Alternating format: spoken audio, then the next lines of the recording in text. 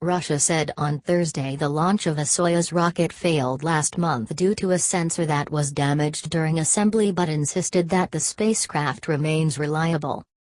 Russia, the only country able to ferry astronauts to the International Space Station, suspended all launches after a Soviet-designed Soyuz rocket failed on October 11 just minutes after blastoff, the first such incident in the history of post-Soviet space travel.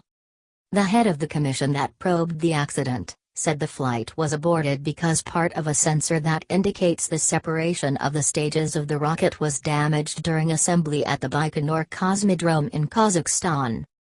The cause of a non-standard separation was a deformation of a part during assembly, Skorobogatov told a news conference at Russia's mission control outside Moscow. He said the deformation caused a booster on the first stage to malfunction and collide with a fuel tank, which led to the loss of stabilization and triggered an emergency landing.